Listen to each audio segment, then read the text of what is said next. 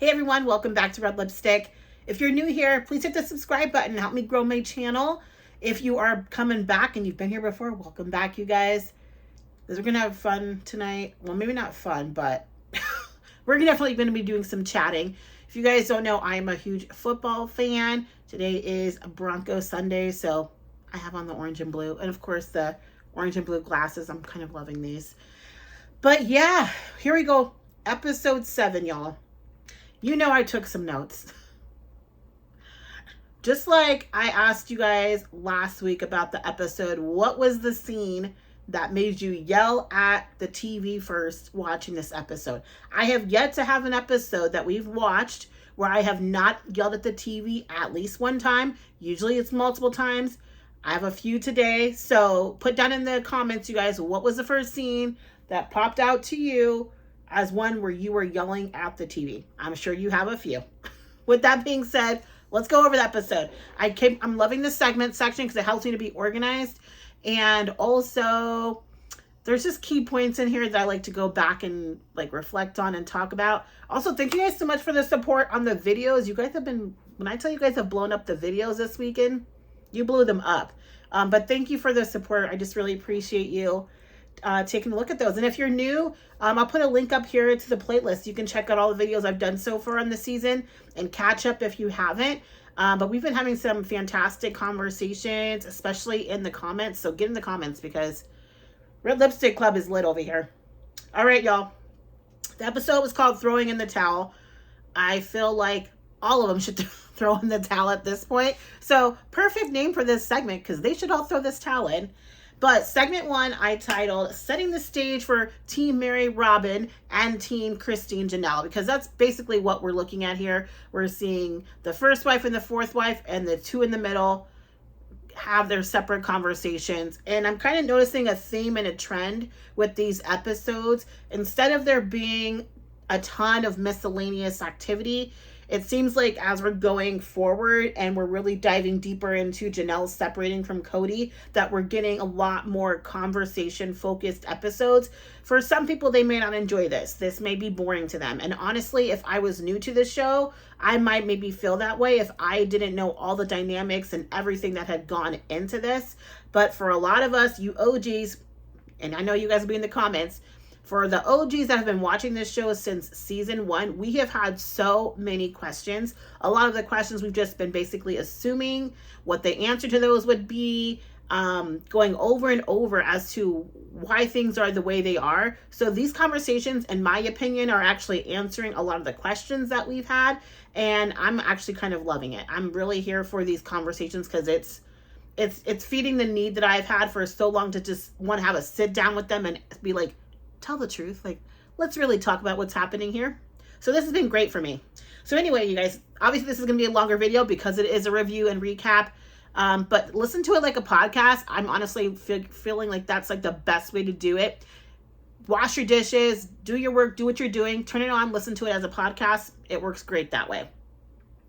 All right, y'all, let's go. So here we go. Another Salsa Bravo meetup. Is it Salsa Bravo? Whatever the case may be. That's the only place they eat, apparently.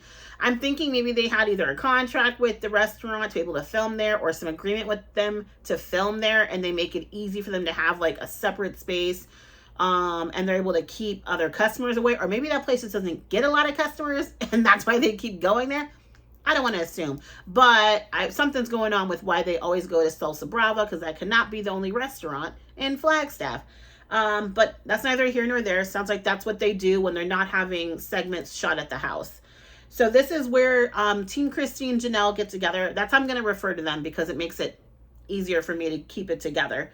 But they're getting together. They're actually finally catching up to talk about basically the demise of Janelle and Cody.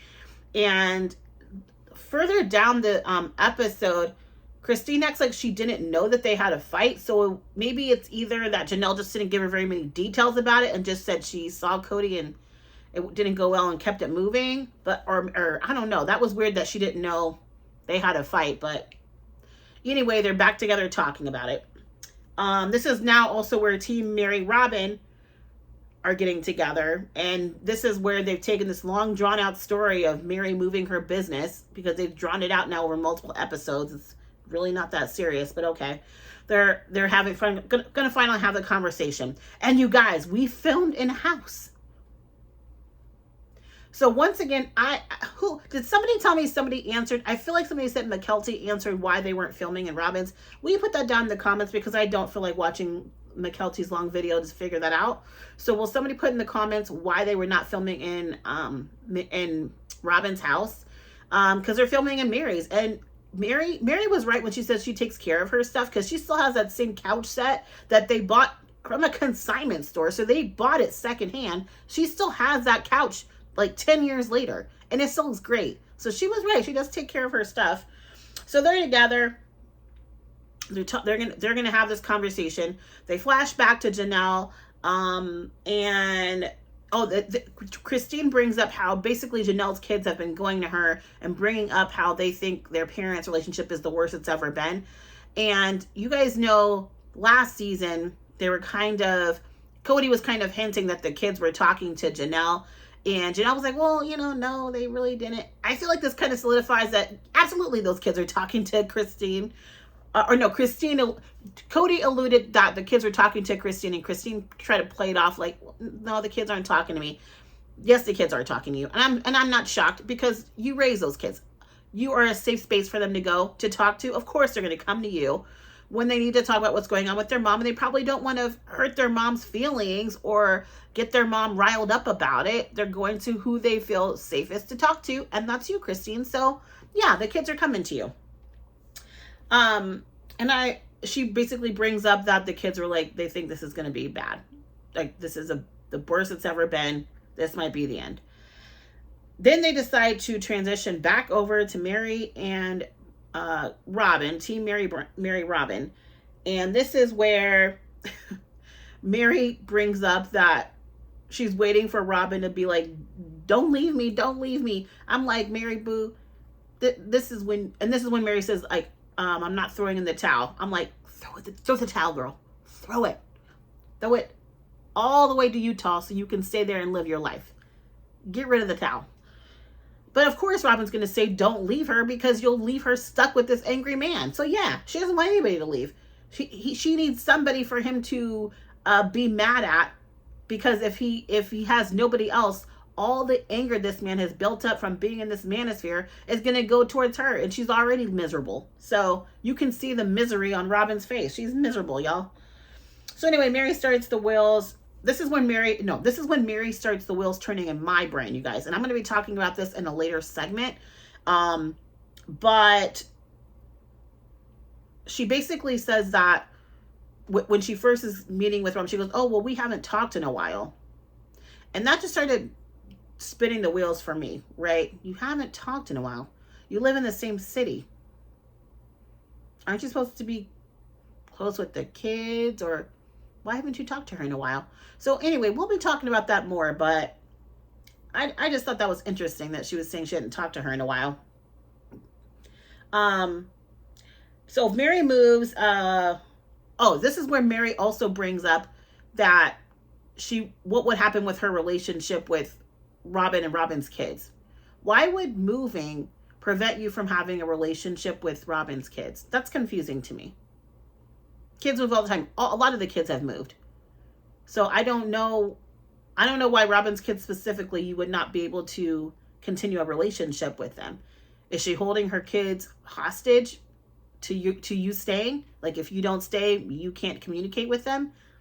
I don't know. That was interesting. I don't know why that would determine your relationship with them. Then she also Robyn talks about how she doesn't feel steady with Cody.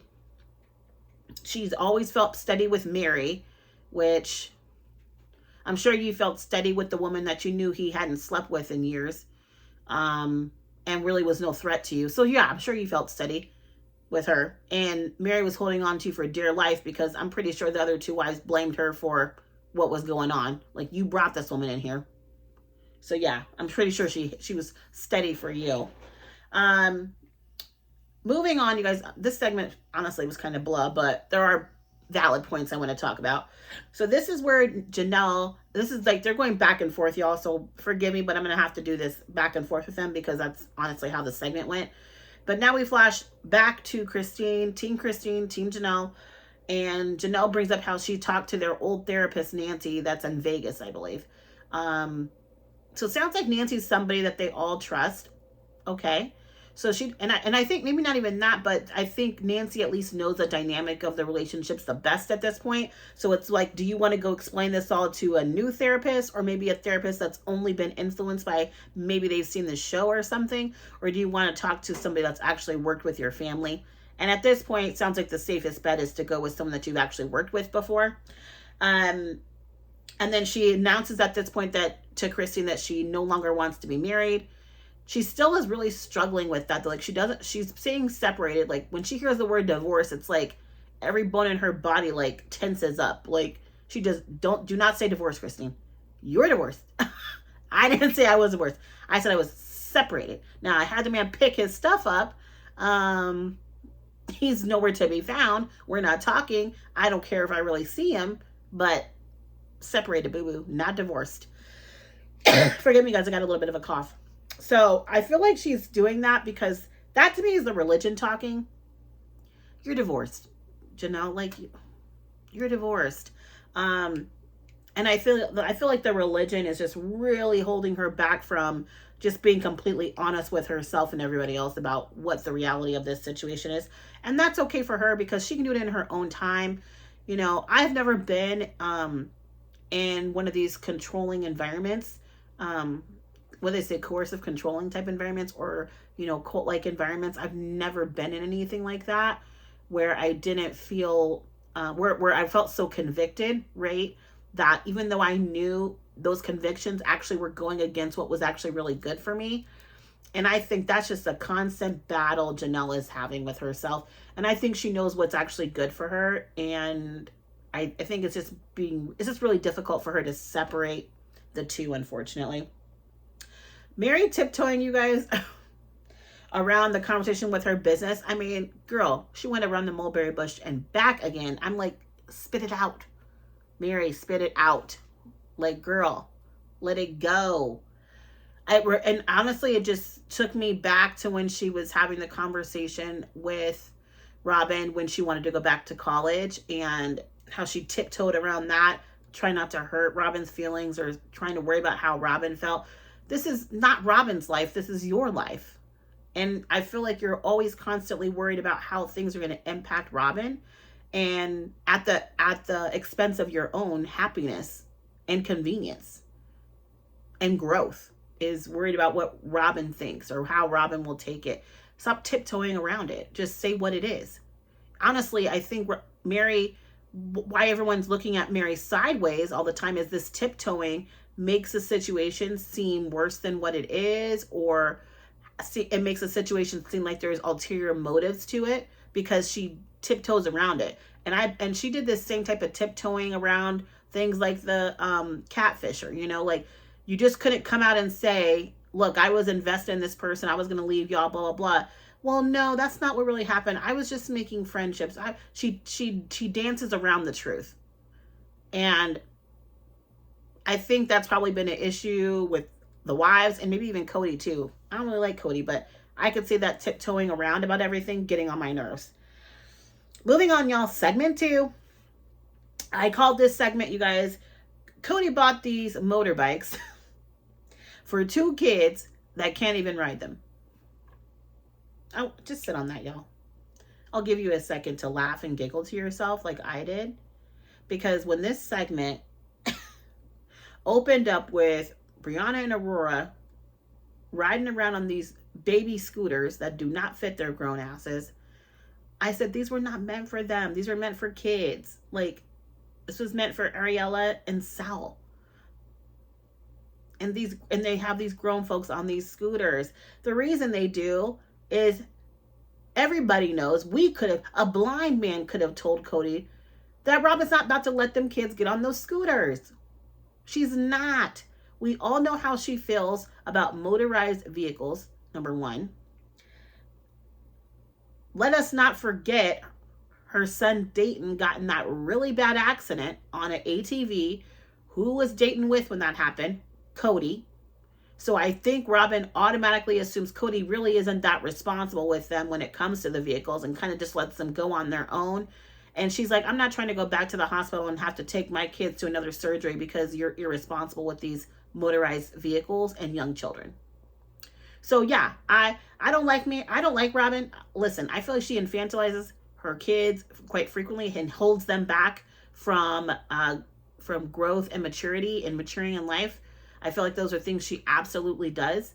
But in this instance, I'm sorry, I am behind Robyn on this. And it really demonstrates just how checked out Kody is from the feelings of his wives, even his favorite wife. The fact that he wasn't clued in to something like this, knowing how traumatic that was for Robyn, how she felt about those motorized vehicles, why he wasn't clued in enough to say, you know what, this probably isn't the best or the wisest investment, knowing that my wife doesn't like these things.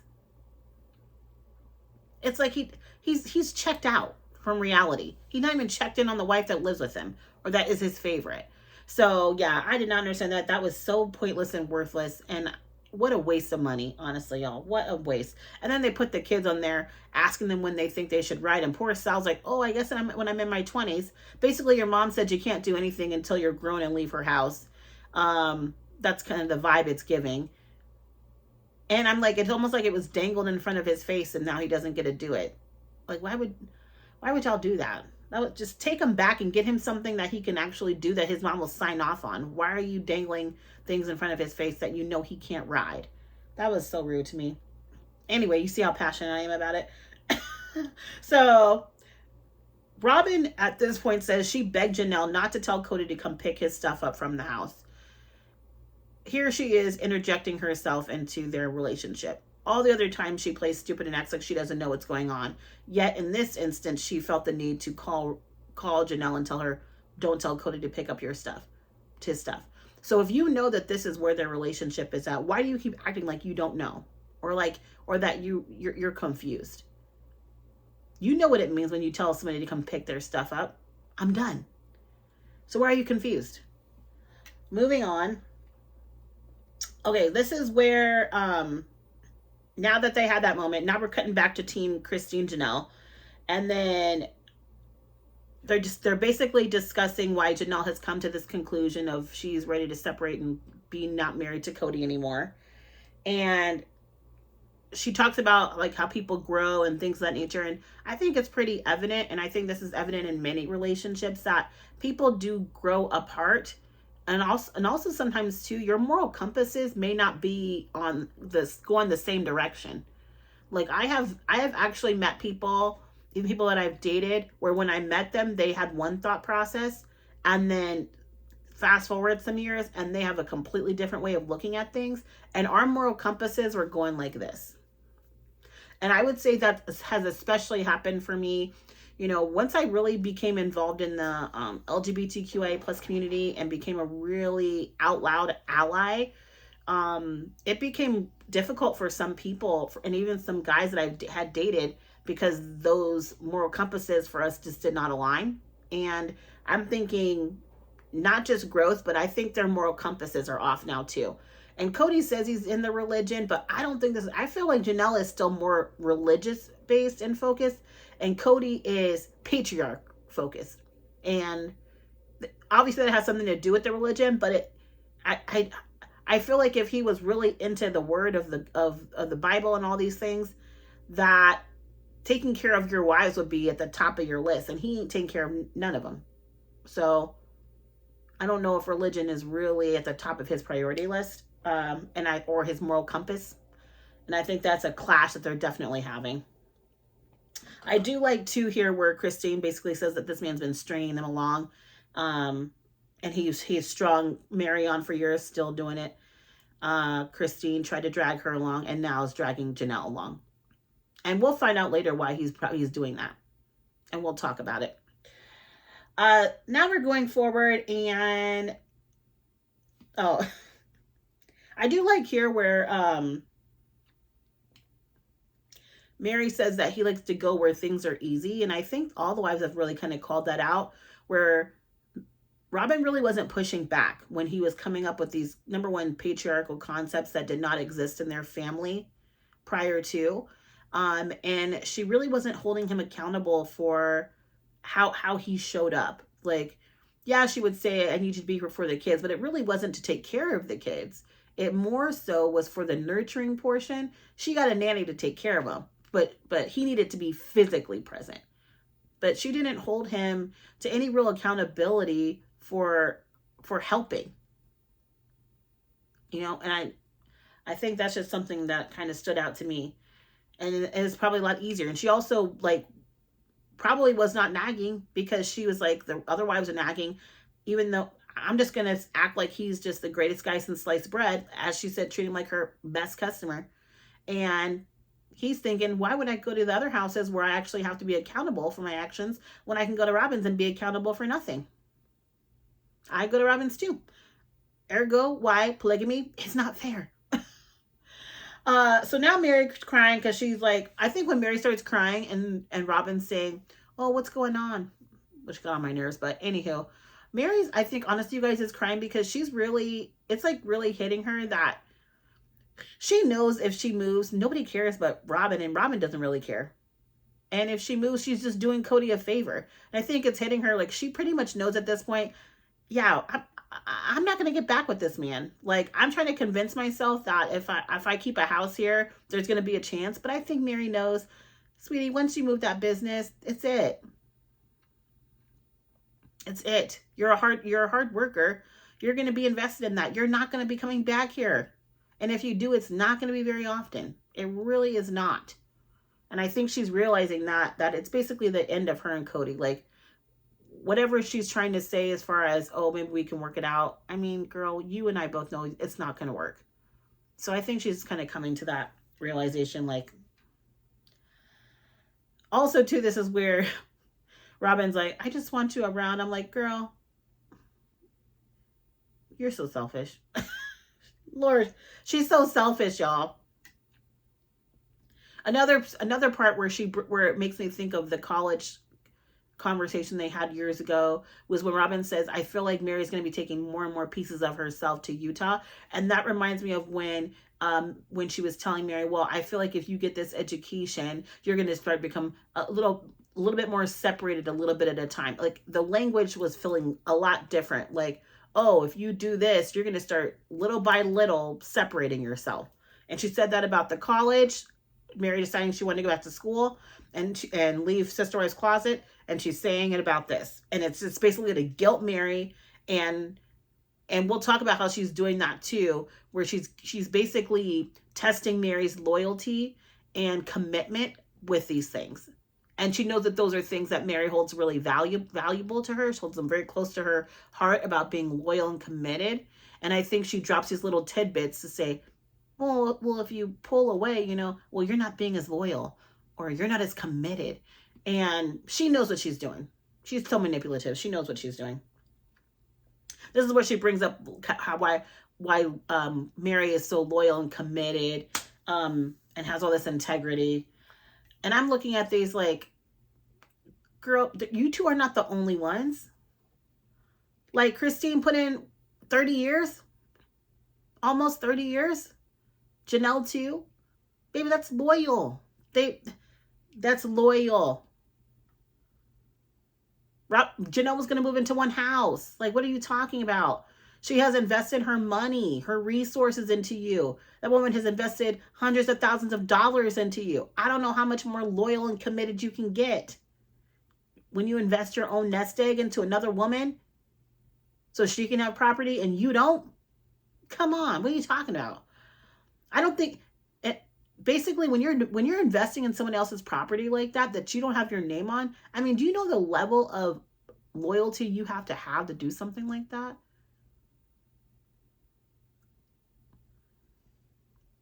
I'm just saying, too much loyalty. In fact, she's too loyal. That's the problem. Way too loyal. All right, y'all. So yeah, that was the end of also too, this is where Robyn finally says that she feels selfish about asking Meri to stay. If you guys have been watching my videos, you guys know I did a video about Robyn feeling guilty. And woo, y'all in the comments had all the opinions. Some of you guys were totally understanding my my sarcasm a little bit, my opinion about it, because I'm not saying, you guys, that she feels guilty enough to actually do something about it. I'm just saying she feels guilty enough to say it, to make herself a victim. But in the end, she's still going to do what works best in her favor. And this is another example of that, where she'll say things that make her look like a martyr, like, oh, I feel selfish. She feels selfish, but she won't do anything about it. Because if she really cared about Meri, she would tell Meri, Meri, this man is never going to be with you. Pack your stuff up, girl, and roll. And get a life. And be happy. He's never going to be with you. If she really felt bad. But she doesn't feel bad. She doesn't. So, forgive me, you guys. But I have like another light on in here. And I feel like it's kind of like going in my glasses. So sorry. It's not my ring light. It's actually these room lights. My bad. I'll remember next time to turn those off, because it's really right in my face and I didn't realize it. Anywho, moving on, segment 3, y'all. Segment 3 I called contrite. Added to the thesaurus of the thesaurus of Cody. Add contrite to the thesaurus of Cody, y'all. I feel like we could create a whole book of these crazy words this man is using. I mean, he just goes out of his way. I literally think he pulls up a thesaurus, but for each time he's going to the confessional room to figure out another random word he can use to describe something basic. Also, I feel like a lot of these words are like coming from this manosphere. I feel like they told everybody in the manosphere, if you use these big words, you're going to sound more in control and smarter. You think they told him that, guys? And this manosphere? I feel like that's what they told them. So anyway, this is where Cody says that Janelle basically told him, I need more time, because I'm just enjoying not being with you. I feel like it's crazy how this man interprets conversations and consistently twists them to fit his narrative and to make the other person look careless, look mean and petty. Excuse me. I feel like he goes out of his way to do that. And any conversation that he's having with these women, if it doesn't fit his narrative and how he pictures himself in the situation, if it in any way paints him as the bad guy, he'll find a way to twist and turn that conversation to fit his narrative. And this is a perfect example of that. Because it seems like the way he's relaying these conversations is rarely how they actually occurred. And I'm glad that Meri kind of calls this out a little bit in this episode, because it sounds like this is something he does frequently. Excuse me, guys. Forgive me for my coughing. So anyway, when he's talking about Janelle having these relationships with his sister wives, and he's basically saying, well, she doesn't really want to have one with Robyn. And then he goes out of his way to say she really doesn't want to have one with Meri. Why? It's like his way just jabbed the knife into Meri. Like, he's just like, Meri. Why? Meri knows what her relationship is with Janelle. She doesn't need you to do that. She doesn't. You know what you're doing. It's just crazy. He's just, oh my God, he's just not a good person. And I'm like, you don't need to jab that knife in any further. We get it. They don't talk to each other. We got it. Honestly, I feel like at this point, she'd probably have a relationship with Meri before she'd have one with Robyn. I mean, to keep it 100. Also, too, this is where Meri calls out something that is interesting to me, that Robyn doesn't really reach out much. She wants her there, but she's not calling Meri. Meri said in the last 2 years that they've been since like COVID, she's basically been on her own. And she's like, if you really wanted me here and it was so important, well, why wouldn't she reach out to me? And of course, Robyn finds a convenient way to give an excuse for why she's doing it, to make herself a victim. Oh, I'm just so heartbroken. I'm just so focused on what's happening with the family. I just can't focus on anything else. Well, Meri's part of the family, right? That's what you keep telling her. And if your goal is to keep polygamy, why would you not be going out of your way to fix a relationship with a wife that wants to be a plural wife? Why are you investing your energy into ones that don't? Christine definitely don't want to be one. So I don't know. I just thought that was interesting. And also too, I'm thinking like, Meri, why aren't you taking another hint from that? Like, this woman she's not calling you. She has no interest in really being with you or having you around. She just wants you around for convenience purposes and money purposes. And to make her look good, make her look like she hasn't failed at polygamy. And she's keeping you on, basically, because she wants to live in this celestial kingdom. And if she starts losing too many wives, she won't make it. Let's talk about that. That's really what this is all about. This is also, too, where Kody once again says he really has no desire to have a marriage with Meri anymore. Meri, let it go. The man's done. I don't know why we're still here talking about this marriage that's not going to happen. And honestly, Kody, say it out loud to her, because if you're only saying this in the confessionals and you're not telling Meri this, no wonder she's so confused. If you're only telling us, the TV audience, and you're not telling the woman that you actually don't want to be with, I have no desire to be with you. I will never be with you. We will never be in a marriage. That's it. That's all you got to say. Stop telling us and tell Meri. Also, this is where Christine basically calls out that she doesn't really think that Janelle is done yet. And we obviously will see towards the end of this episode that she's not done yet. We know now, obviously, but guys, let's watch it in the context of what's happening in the show, what's going on. I also, too, love, this is a funny, cute moment where they're like faking conversation about traveling for the holidays just so they can get rid of the nosy server in there trying to like get some extra tea about what's going on. It's like they know, I feel like they know she's just dangling around to see if she can hear something. And they're like, girl, we're just going to give you a fake story. And if you find it in the tabloids, we know it came from you. If I was them, I would be dropping fake things too, just to see who's telling. Because I was like, they're like, girl, will you get out of here? You see us recording. Like, why are you still in here? Drop the food and roll. They also bring up too, how Kody has changed. And I think a lot of us talk about this, like with the first few seasons, I feel like he was at least palatable. Like, he wasn't abrasive like this. He actually had some endearing qualities about him. He didn't seem miserable. He didn't seem angry. He was obviously still a showboat and a narcissist, but it wasn't so bad. I guess that was like the honeymoon phase, the love bombing. He was basically love bombing us, the audience, as well, with like who he wanted us to think he was. But in reality, maybe like Christine said, that's who he's always been. He just has adjusted that for the camera, and now that we've gotten to this point, he's exhausted and doesn't want to do that anymore. And he has a group behind him that's pushing him to say it's okay for you to not be a good guy. You can be a bad guy now. It's interesting with that.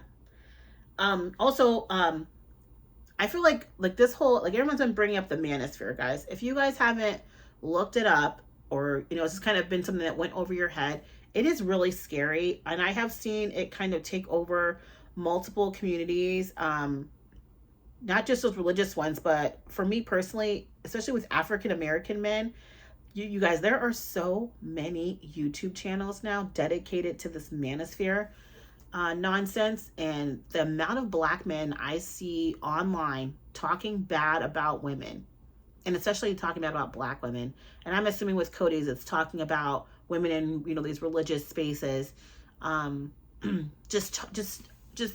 It's scary. It's very scary. And I've actually seen some guys that I have dated that have gotten wrapped up in it and seen the changes in them. And it's looking eerily familiar to the changes I'm seeing in Kody. I mean, where they're just like very anti-women that are independent or successful and succeeding without them. It's like a red flag for them, and it's triggering for them. Because what it's doing is it's putting them in a position where they really can't hold money over you as power, right? Like, they actually have to be likable individuals. They can't just be providers. They have to be likable, because we're providing for ourselves at this point. And, the change in how our world runs now, at least in the United States, is we can buy our own properties. We can have a job. I've made more money than a lot of boyfriends I've had in the last few years. So it's like, you can't hold money over my head as a means to an end. You actually have to be a person that's likable, that I want to be with. And you can't just be a provider at this point, which I think is causing a lot of stress and issues with a lot of these men, and they are really triggered by it. So yeah, if you guys haven't seen the movie Don't Worry Darling, I know there's like a lot of controversy around it. I went and saw the movie though. Movie was actually pretty decent, and you can watch it online now. But when I tell you guys, that movie is a great example of seeing the manosphere in action. And like it's like even brought up in the, like, I'm telling you right now, if you want to know what we're talking about and why this stuff can be so dangerous, watch that movie, because it's a perfect example to me. Once again, also Cody takes no responsibility or accountability for the change. He just calls out people are changing. And I feel like he just wants to say, all you guys are changing. I'm fine. I feel like that's what he wants to say. You guys are changing. I'm changing too, but you should agree with my change. I don't have to agree with yours. Your change isn't good. My change is good, though. That's basically how he was acting, which was interesting. This is a moment, though, where Meri, even though she has some tragic moments in this episode, which we'll talk about another one coming up, but this is actually a moment where Meri was dropping a few gems, and occasionally she has these, like, moments where I'm like, if you were like this all the time, Meri, like, you would be the real MVP. But unfortunately for us, you relapse. But this one, she talks about, you guys, she points out that she doesn't believe Cody is lamenting, right, over his family. It's an excuse. And he said that he was going to be happy wives were leaving, which we know he's done. So I would just, for me, when I heard her say this, I was like, Meri, I would love for you to call him out on camera and not just say these things behind the closed doors of the confessional. Because I'd be very interested what he would say if you called him out on this stuff to the camera, how he would react.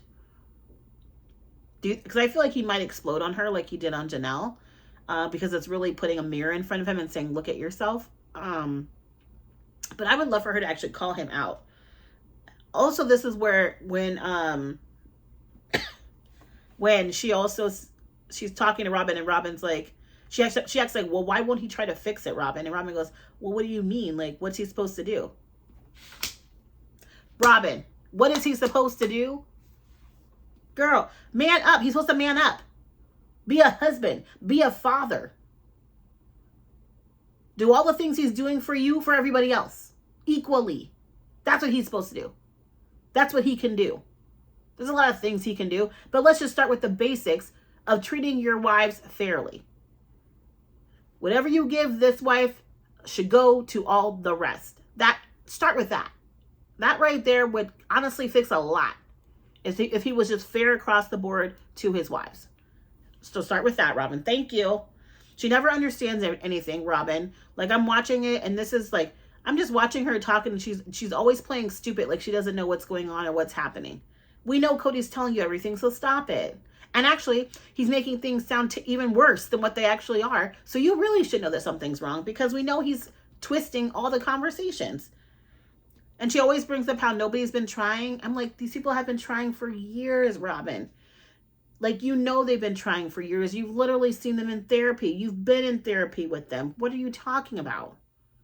You can't try something if the other person isn't trying back. It can't be a one-way try. If the other person doesn't want to talk about it, if the other person doesn't want to make any changes or adjustments, it can't just be one person trying and the other not. And eventually you get tired of trying. You get tired of repeating yourself, saying the same thing over and over again, and that person acting like they don't know what you're talking about. That's exhausting. I think about all the women I know that have husbands and that have kids, and they've asked their husbands for help, just a little bit more help around the house or more help with the kids or whatever. And when those women, when that guy says, and maybe he's okay for a couple of days and then just reverts back over and over again, eventually that woman's going to get tired of that. And she's going to say, I'll do better by myself. Because now I feel like I'm taking care of you and the kids. I'd rather be single. Because you get tired of repeating yourself. And I'm sure that's where Christine was at. I am tired. I'm tired of this. All right, y'all. Segment 4 comes up. I called segment 4, I'm not a victim, says Pinocchio Robyn. She's Pinocchio Ryan. She's Pinocchio Robyn from here on out, y'all. This woman, I mean, literally, if her nose could grow for every lie she's told, it would go around the world and back again. when I say Pinocchio from now on, I'm talking about Robyn, y'all. Because, I mean, the lies. I mean, she says them without just, not a flutter. The lies. Oh my goodness, y'all. So, at the beginning of this segment, Cody is saying, I'm trying to save this marriage. And he can't even come up with any real valid reasons as to why this marriage should be saved. He says raising the kids. The kids are raised. Janelle's kids are out the house. You only have one kid who's 17. She doesn't, you coming in to raise at this point it's over. Janelle is looking at the twilight years of her life. She's not looking for you to raise kids right now. She's looking for companionship. She's looking for you to support kids, not raise kids right now. They don't need to be raised. The raising's over. That's done. Now you're at a point where these kids need to have support. They need to feel loved, but they don't need you to raise them at this point. Now Christina's like, these kids are leaving. I need you to shift your energy. I need you to invest in me and you, in this relationship, and our companionship, and our intimacy. This is what I need from you. Those are things you can offer. He says, I don't know what I have to offer her. I'm telling you what you can offer her, Cody. You can offer her a safe space of land where she feels like she's being heard and not undermined or dismissed. You can offer her intimacy on a deeper level. You can make her feel as though you are truly committed to this partnership. Okay? You can provide true companionship, and you can divide your time evenly and fairly. Those are things you can give her. I just listed off 1, 2, 3. I'm not even married. I'm not married to Janelle, but yet here I can list 4 different ways that you can provide for Janelle. The fact that he could not figure out any of those things tells me, Janelle, get a divorce. Let it go, girl. The man couldn't even figure out why he wanted to be with you. He could not even think about why he wanted your marriage to thrive, other than your kids and raising the kids who are already raised. But okay. Team Christina and Janelle get back together, y'all. They started talking about why Cody brings up the statement of them not being good sister wives. I feel like we've heard this a million times, this statement. You're not being a good sister wife. Every single time he's directed this, I don't know why he's trying to play stupid. Like we weren't watching the same show that he was on. But you've always been directing this towards how they've treated Robyn. You literally were on the porch and was pointing at Robyn and saying, you treated Robyn, she treated you like crap. She's never going to love you, so on and so forth. You literally used Robyn. We watched you do it. So what are you talking about, bro? Like, he make me bro him right now because I'm like, what are you talking about? You've always directed that conversation to Robyn. It's about how Robyn's been treated. Moving forward. This is also when, oh Lord, y'all. Now's the time that I was able to bring up some new merch. You'll see a cute little mug where I had to put this statement on a mug with a little bit mini Pinocchio on there because that's who she is to me now. And Robyn says, I don't consider myself a victim.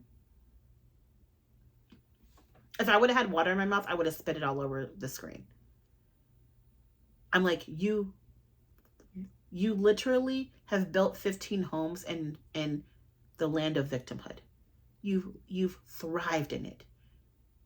You have not left victimhood since you stepped foot into the Brown family's life. You constantly see yourself as a victim. You telling me that you don't see yourself at one doesn't dismiss all the times that you have found a way to make yourself and your children the victims. What are you talking about? You live in a constant state of victimhood. She's Pinocchio Brown to me. She's literally Pinocchio Brown. Girl, you live in victimhood. That was crazy to me. I do like now that they're bringing up the thing about Robyn getting a nanny in the childcare situation. And I like how Christine points out that one of the big things about being a sister wife is helping with the children, raising the children. And I don't know what Meri was doing, y'all. Where was Meri at? When all these kids were coming around, like, I don't know if maybe she started just checking out. Because why was Janelle, I mean, I know Meri was working, but she wasn't working the hours that Janelle was working. So I'm like, why was she not taking on some of this kid load? Excuse me, like it felt like there's 3 of y'all. Why wasn't she not? I don't know. There's a gap. There's there's a gap there for me when it comes to Meri and child rearing, and I'd really like to know more about that. But anywho, during this point, Christine and Janelle talk about how she ended up getting a nanny, and Janelle once again is pacifying it and kind of giving her a break. Like, well, that's fine. I wish Janelle, honestly, you guys would stop saying things are fine when they're not fine. They're not fine. Because those decisions, all those little decisions, and sometimes big decisions, have added up to the mess you have now, and they're not fine. They're not okay. And stop saying they're okay. Because I feel like, unfortunately, to avoid confrontation, she's just been so used to saying, oh, that's okay. Because she doesn't want people to get mad or upset with her, or make it look like she's, attacking them when she's not. She's just being very honest about the fact. But with Robyn getting that nanny, that really stopped her from being a part of this family in the way that I believe she thinks she wanted to be. I feel like the only way she really could have been a part of the family in a real way is if Janelle and Christine would have had some opportunity to be a part of the child rearing. Because I feel like that just bonds the women. It's one thing that you can have in common and connection with that doesn't really pit you against each other when it comes to Kody. And then this is where Christine says that getting the nanny was a line in the sand. And I really feel that Robyn got that nanny because she knew if she allowed for Christine to be the other child provider, that means that kids would be going over to Christine's house. And what does that mean? That means that Kody would be going over to Christine's house to spend time with those children. And that would be less time that he would be at Robyn's house. And Robyn couldn't use those children as an excuse for why he needed to come over there. Because remember, she's like, oh, he can't be away from his kids for too long. The little ones, I need his help with these little ones. She also used it as a reason for Sister Wives Closet. Well, if I don't get any help, I can't do this. Or having another kid. I can't have another kid, Kody, unless I get help. It's little things like that. Getting a nanny. I think it was just ways for her to keep Kody from going to the other woman's house and being there for a long period of time. So like I said, once again, she knew what she was doing. Again, here we go with Kody trying to deny that he doesn't put Robyn on a pedestal and that she's not his favorite. We know she is. Stop denying it. Moving on. Robyn playing the forgets and I don't know why card. I like how Janelle called this out because we all are tired of it. I'm so sick of her playing stupid. I'm just like, were you not on? We're watching this go. I feel like any one of us could sit down with her and say, hey, let's go to season 4, episode 7 or whatever. Let's take a look at this moment. Robyn, this is why. You guys literally have had the last 12 years of your life on tape. You can literally tell somebody, roll the film on your arguments and your situations.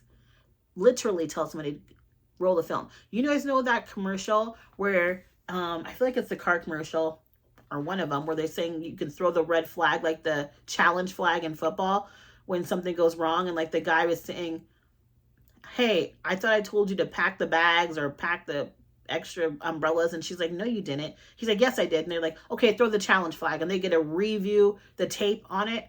They literally get to review the tape on their lives.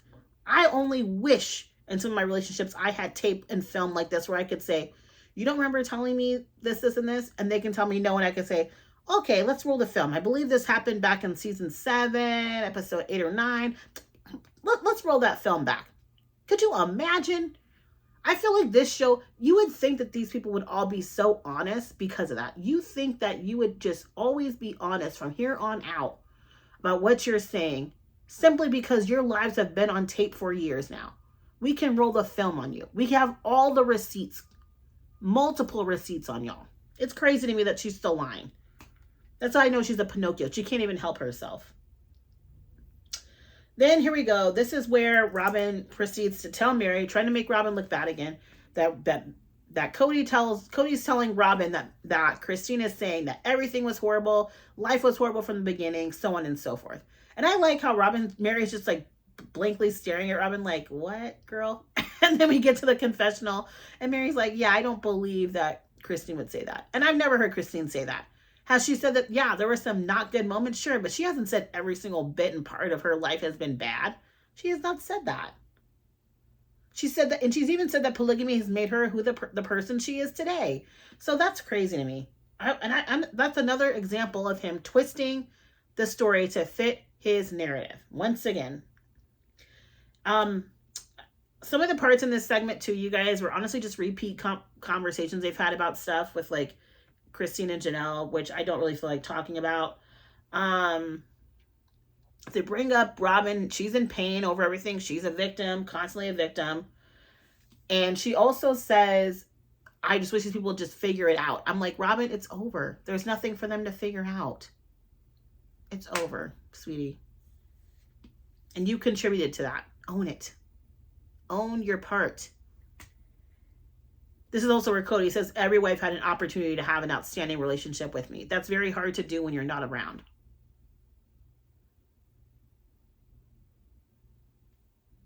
The delusion. Also, this is where Meri talks about the only people having a desire for wanting this to work or don't really know what healthy relationships are is her and Robyn. Meri, sweetie, you and Robyn, this is where you're delusional. You two definitely are not the examples that I would be going to for healthy relationships. Sorry. I don't know where you got that from. As they're talking, Christine and Janelle, they fast forward back to Christine and Janelle, and they're kind of talking, and, you know, Christine's having her little snarky moments. And this is where I was really proud of Janelle, because Janelle's like, I'm not really going to take part in this because I really haven't decided what I'm going to do, how I'm going to do it. And I want to be able to make this decision on my own without the influence of everyone else or anybody else. I want to feel like I decided for this divorce or this separation on my own and not influenced by what maybe Christine or somebody else is saying. And I love that about Janelle, because that really is her staying true to herself and how she handles things. She doesn't need to hear the story. She was there. She witnessed it too. And she doesn't need to spend time talking about that. She's going to make the decision and what's best for her. And so I was just proud of her for kind of owning that and saying, yeah, I don't really need to do this. All right, y'all, finally we get to segment 5. I call this one the Cody Whisperer was tricked, I tell you. She was tricked, y'all.